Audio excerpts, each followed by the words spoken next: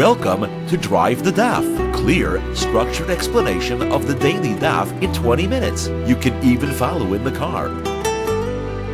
Shekalim Daf Yud Tes begins the 7th perek in the Masechta, and it discusses what happens when you find something on the floor in the Beis Hamikdash or around Yerushalayim. Where do you assume it came from? The first Mishnah will discuss what happens when you find money in the Beis Hamikdash, which of the 13 collection boxes which we have mentioned and explained in the previous perek, which one do we assume that the money is from? We have to know, because a lot of different halachas apply to different money that are from the different collection boxes. Then we'll have the second Mishnah, which discusses what happens if you find money outside the Beis Hamikdash. You find it around Yerushalayim, or in Har HaBayis, or in front of animal sellers. We'll also discuss what happens if you find meat. You find meat lying around. Do you assume it's carbon meat? Do you assume it's kosher meat? Do you assume that it's treif, non-kosher meat at all? Okay, so the first Mishnah begins discussing the 13 boxes which we have seen, and the space between them. So 6 of the boxes are all the same. They're all money that was given for Nidava, for donated karbanos for the tzibor when the mizbeach is empty. So anything which is found between them, the Mishnah doesn't have to discuss. It's clearly not going to be an issue because they're all the same. The question is, when it's found between two boxes that have different purposes, what do you assume? So the first Mishnah applies the principle of karov. That is, you assume that it comes from the box that is closest. The halacha is that you not just assume, you take it as a fact that it comes from the box to which it's closest. The Mishnah only has to discuss then what happens when it's midway between the two. And there the Mishnah says the rule is that you always go with the more stringent halacha. If one of the boxes has stricter halachas than the other one, so you assume that it came from the box with the stricter halachas, you keep the stricter halachas. This is a suffix that we don't know which box it's from, and therefore we have to keep the stricter halachas. And the Mishnah lists a couple of examples. The Gemara explains a few of them, and the Gemara asks, why did the Mishnah leave out some of the examples? So first of all, the Mishnah begins discussing what happens if it's between the boxes marked Shekalim and the box that's marked Nidava. Now, Shekalim, there were two for Shekalim, this year's Shekalim and last year's Shekalim. You found between them, the Mishnah doesn't have to discuss, because obviously it would go into last year's Shekalim box, because this year's Shekalim box will eventually end up in last year's Shekalim box anyway. So, because whatever's left over from the Shekalim for this year ends up in the leftover collection, which has the same use as the last year box. The question is, what happens if it's between these two Shekalim boxes, meaning the first of the Shekalim boxes, and it's between them and the Nidava boxes, the boxes which were set aside for people to put in money for extra karbanos Nidava, voluntary communal karbanos. So Gemara is going to explain what the Shekalim boxes are, boxes 1 and 2, and the Nidava boxes are boxes 7 through 13. How does money found between them? The Gemara explains that they're all laid out in a circle, and therefore between 1 and 13, you have a direct line, and it can be found between those boxes. So what happens if you find them midway between the two?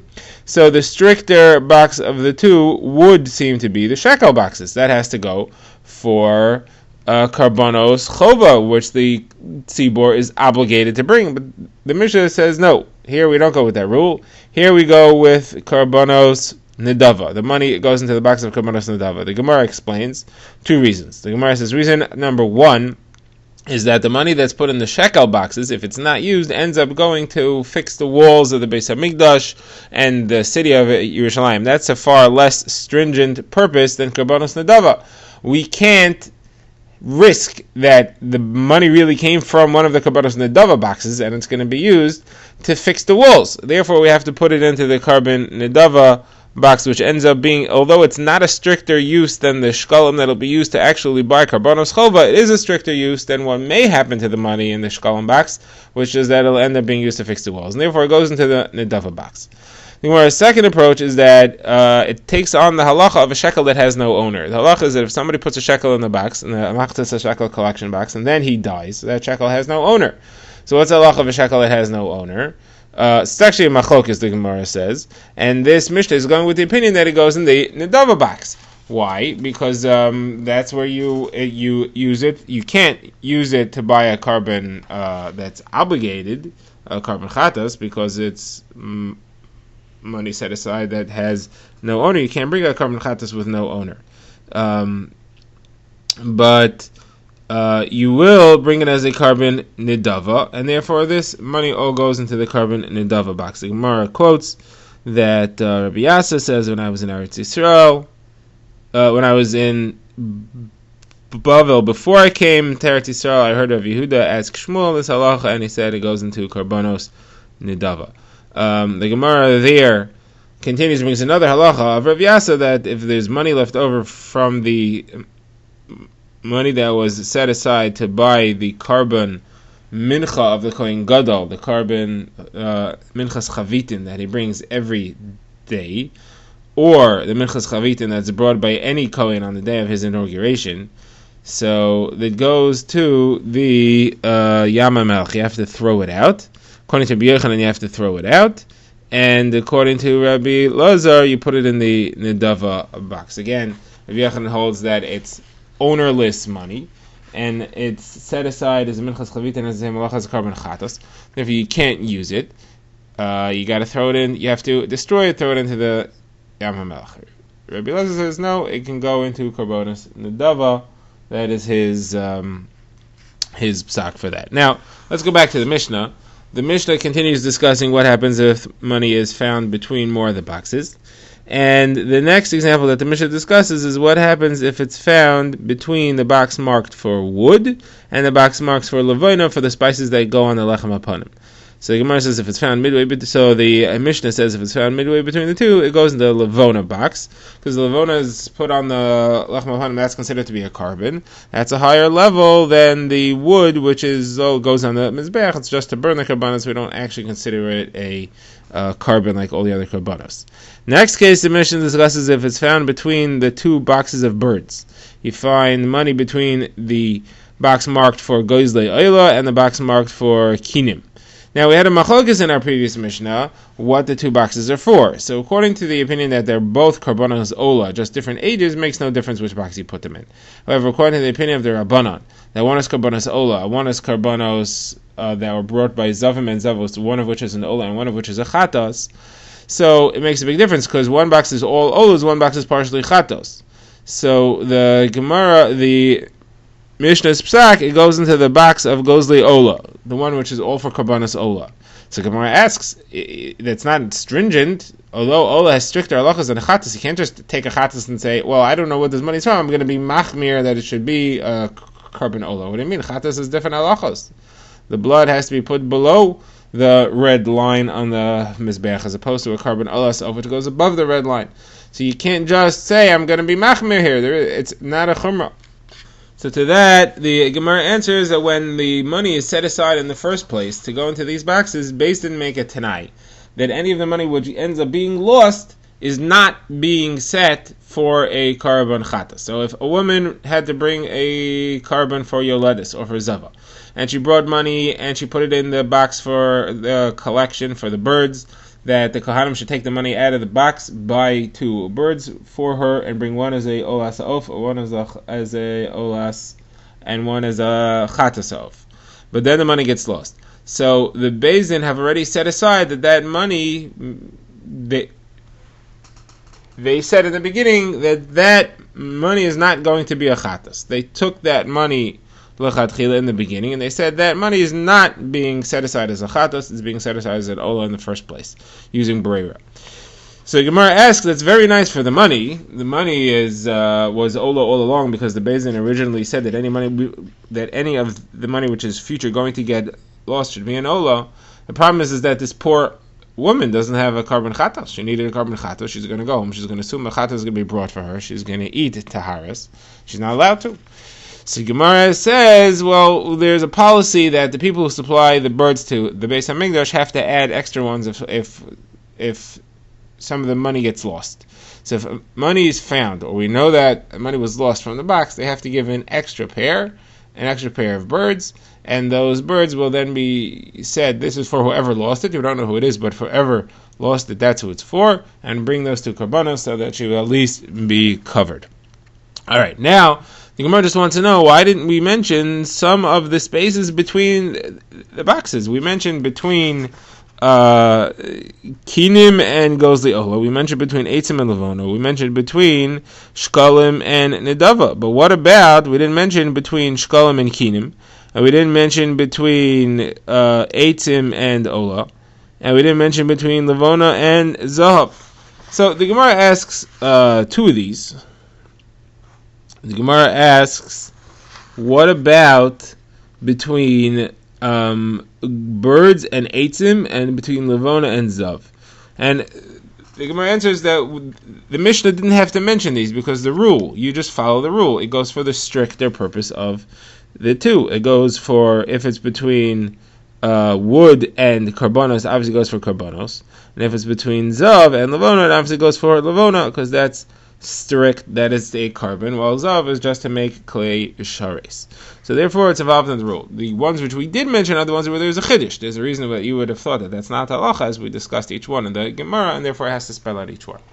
Okay, now we get to the next Mishnah, which discusses what happens if money is found in Yerushalayim and if meat is found in Yerushalayim, and also both of these around Eretz Yisrael. So the first of all, as far as finding money, the Mishnah divides it into three zones. Money that's found in front of animal dealers, money which is found on Har HaBayis, money which is found in the rest of Yerushalayim. So if it's found in front of animal dealers, any time of the year, we assume that money is Meiser Sheni money. Why? Because people who came with Meiser Sheni money, again, Meiser Sheni is the fruits which you have to separate from your crop and eat it in Yerushalayim, and people couldn't schlep all the fruits to Yerushalayim, so they transferred that kedusha onto money and brought it to Yerushalayim, and over there they bought karbanos.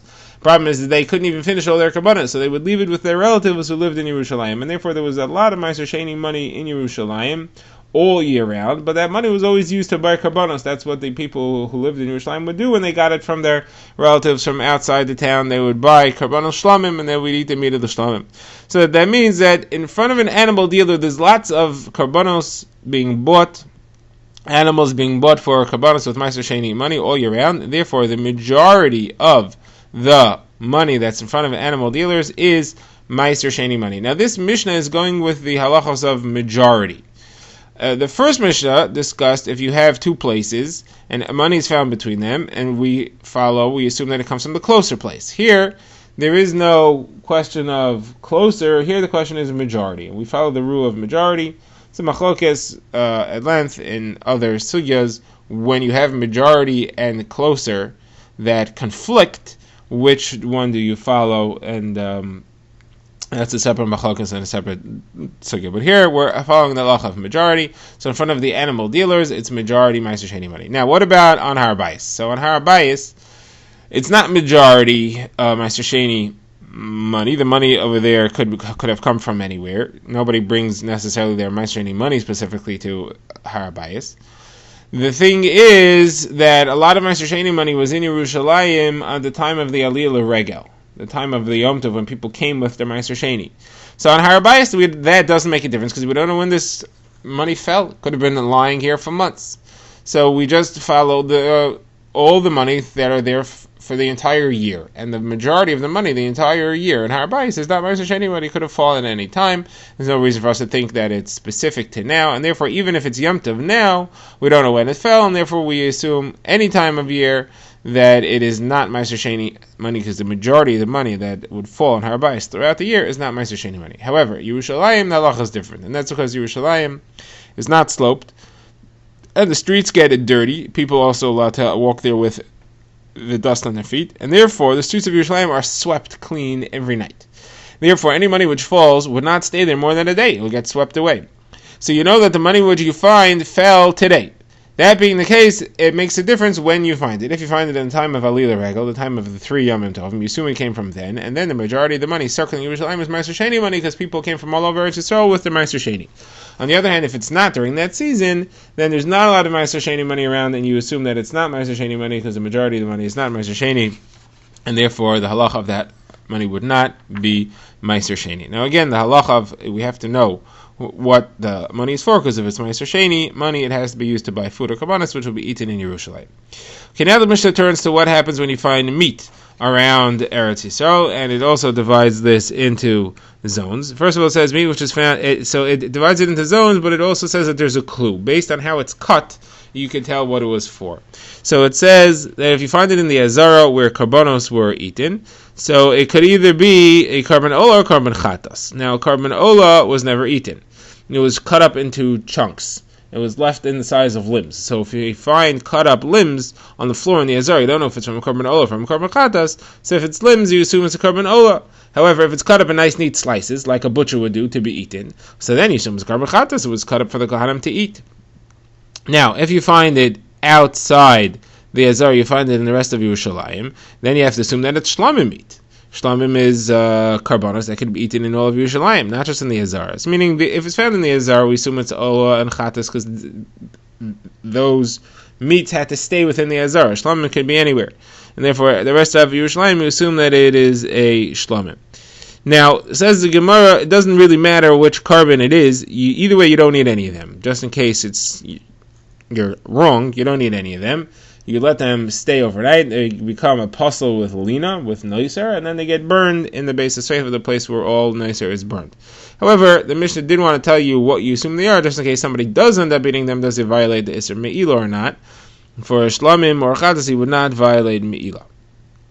Okay, now the Gemara says, what if you find meat in other places? You find it outside Yerushalayim. So here we're assuming that it's not carbon meat because karbanos is not allowed to leave Yerushalayim. Even the shlamim that's allowed to leave the Azara is not allowed to leave Yerushalayim. The question is it kosher or is it non-kosher? So here if it's cut up into chunks like limbs, so then you assume it's non-kosher and it's cut up like that to feed to a dog, because that's usually how people cut up their meat, to feed to a dog. However, if it's made like a butcher makes into nice neat slices, then you assume it's meant for people to eat. And if it's a city which is a majority Jews, you assume it's kosher meat. You're allowed to assume that it's kosher meat. If it's a city that's majority non-Jews, you cannot make that assumption, of course. Now, during the Aliyah L'Regel, during the time of the Regel, there were a lot of meats all over the place that are from karbanos and that are kosher meat. We're outside Yerushalayim, so we're not discussing karbanos, but kosher meat. So a lot of it then, even although it's kosher, wasn't cut up into neat slices, and therefore chunked meat that's still in the limbs would still be considered to be kosher meat at that time. The Gemara now begins, and first the Gemara wants to know, how do you assume that money which is found in Har Habayis is not kodesh? Maybe it's money from the machatzas shekel. Maybe it's money that was set aside to buy karbanos. We're busy wondering if it's Meister Sheni money or if it's chulin money. It could be shkalim. So Gemara says it can't be shkalim because when the shekel money was withdrawn to use it to buy karbanos, it would not leave the Azara until its kedusha went off. Meaning the gizbar, the accountant, the administrator for the Beis HaMikdash did not take the money out of the Azara until he had already transferred its kedusha onto the animal that he was buying for a carbon with that money. Therefore, if you find it in Har Habayis, it's outside the Azara, it definitely had its kedusha taken off, even if it was machatzas shekel money when it was lost, and therefore that's not an issue. Okay, now the Gemara moves to discuss what the Mishnah had said about meat. We had said that if you find meat in the Azara, whatever type of carbon you decide that it is, you cannot eat it. You have to let it get a psul overnight. You have to let it be ruined by linas laila, that it should become nicer, and then you're allowed to burn it. Now, the reason you have to do that is because you can't burn it just right away, because maybe it's not puzzle yet. Maybe it's from a carbon that was brought now. It's perfectly fine carbon meat. You don't know what it is. And you cannot burn something unless it has an innate psul, something innately wrong with it, such as if it spent the night. So you'll have to let it get a psul. So Gemara notes a statement of Rabbi Elazar and Rabbi Hoshia, and the Gemara says you could prove it from this Mishnah. Rabbi Elazar and Rabbi Hoshia said that if somebody has carbon meat and he stops paying attention to it, and now he doesn't know if it became tummy or not. So the halacha is he's not allowed to burn it. He has to wait until it gets a psul by being left overnight, and then he can burn it then. So the Gemara says, well, you could see from our Mishnah the same halacha, because if he was allowed to burn it right away, and you would assume that it became tummy just for the fact that he wasn't paying attention to it, then this meat that you found, you could also burn right away. You don't have to you don't have to let it stay overnight, because it certainly at least had hesachadas. It at least had a lack of people paying attention to it, because it was lost, and then you found it. Now, what actually is the reason that we assume it's puzzle? So the Gemara points out, it's not because of tumah, because it is considered a reshus harabim. We know the rule is that anything which is a suffix tumah, you're not sure if it's tummy or not, and reshus harabim is considered to be tahar. You go lekula. The reason is because we're afraid that it's already left overnight. We don't know when this meat was lost. How long has it been lying there? It could have been lying there for days. Therefore, it could be that it's already a psul of lina, but we don't know for sure, so we can't burn it. We can't eat it because it may be puzzle, and we can't burn it because it may not be puzzle, so we have to let it get a psul by leaving it overnight. Okay, next the Gemara brings two halachas in the name of Rabbi Crispa, but what happens when you find meat around Eretz Yisrael? So we'd seen the halacha in the Mishnah was that if it's cut up into chunks, you assume that it's nevelos. Says Rabbi Crispa, that's not an assumption. It's for sure nevelos, and you will even give the guy malchus for eating nevela if he goes ahead and eats it. It's not a question. How do you know that? Because look at the language of the Mishnah. It says that if it's cut up into slices, it's mutter. Just like when we say that it's mutter, we mean for sure, not maybe it's mutter, because if it was maybe, you wouldn't be able to eat it. We mean if it's for sure mutter. When you give the guy when we say in the Mishnah that it's nevela and he's not allowed to eat it, that's for sure, and you're allowed to go ahead and give the guy malchus based on that. Next halacha Rabbi Crispa says is that if you find meat on a string strung together, that's also a sign that it was cut up for people to eat, even if it's not cut in proper slices, and you could assume that it is kosher. Now the Gemara discusses the famous sugya of 9 stores selling kosher meat and 1 store selling treif meat, or 9 stores selling treif meat and 1 store selling kosher meat. And the Gemara brings a couple of halachas here. The halacha, the cases again, you have 10 stores selling meat in the city, 9 of one type and 1 of the other type, either way, and you are not sure which store the piece of meat that you have is from. So the halacha is that it depends if you went into the stores and you got the piece of meat and now you don't remember which store you went into, or if the meat came out some other way. Either it came out by itself, somebody brought it out, you found it, or a guy bought it and now you're buying it from a guy.